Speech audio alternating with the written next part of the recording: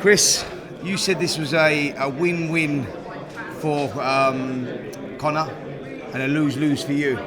So why have you taken this fight? Because it's a fight that has nothing has ever happened like this before in the history of the sport, and it will never happen again. It can't. It's fantasy. It's the stuff of legend. I have to do this for the legacy of my name, and just to be able to say that I made history. You know, 2 world champions, 2 legends fighting, captivating the public, 17 million viewers, superstars going down in history, in British history, not just British boxing. And then their sons fighting 30 years later. Never been done before, never will be done again. That was the decider. I knew that once that was the case, I had to take this fight. You said the word fantasy, and it was a fight that we always fantasised about, thought it would never happen. You was both on different paths, you're both on different levels. You're knocking on the door for a world title shot at middleweight, Conor at welterweight, and all of a sudden we get it. How did it happen so fast? I still don't know. One minute I'm in Vegas chilling, waiting for my promoter to tell me to give me an opponent. The next minute I'm getting sent a contract. Conor Benn wants to fight you, and DAZN and Andy Hearn can make it happen in October. Wow, let's do it. Did I ever expect to fight him? Yes, I always thought that there was a chance, but I didn't think it would happen this quick. But it has, and I'm happy to be doing it. Chris, you've boxed as high as 168, George Groves. You're back down now fighting at 160, world title shots beckoning. The last fight against Liam Williams at 160, you won, and you won convincingly. You looked great there.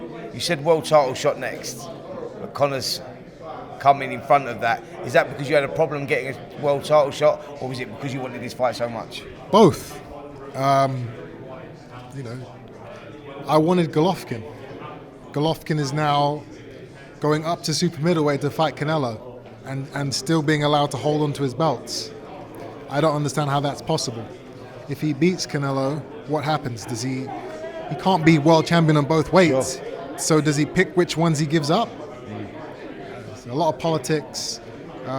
Even when you put yourself in a position like I have to be to fight for a world title, sometimes it just it doesn't work out.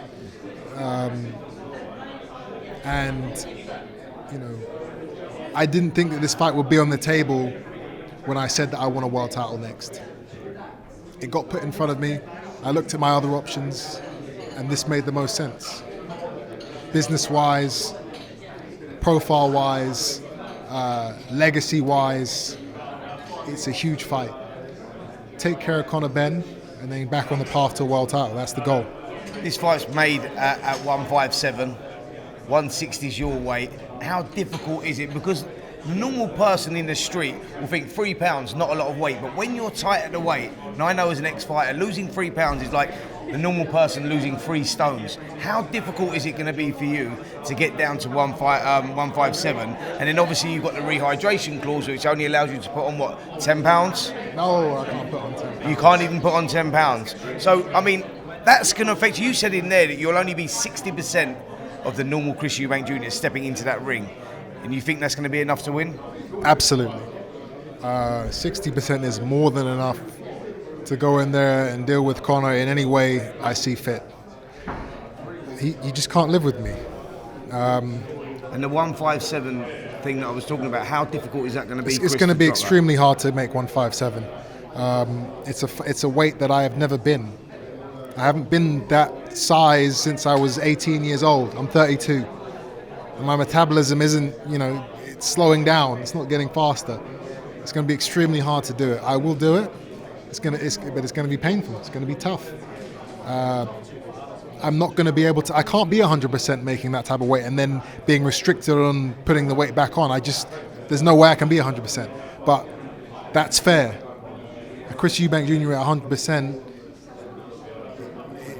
can't fight Conor Benn because it's just, like I said, it will be a public execution.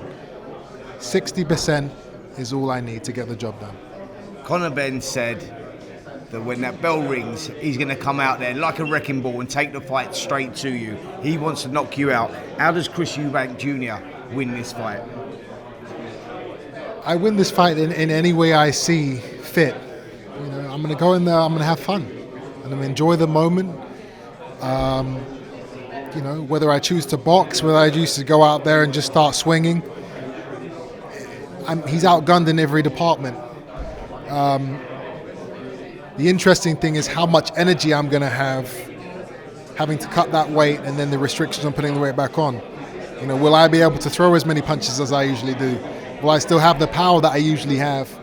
Will I still have that elusiveness? Will I still have the energy to go 12 rounds? I don't know. We're going to find out. So you can't even put on 10 pounds. So I thought that was the rule. I thought that 10 pounds was the rehydration clause. It's lower than that? Wow. And the last question I want to ask you, Roy Jones Jr. has been in your corner now for your last few fights. We've seen a marked improvement in your boxing, especially with your jab under the eye of Roy Jones. Is he going to be in your corner for this one?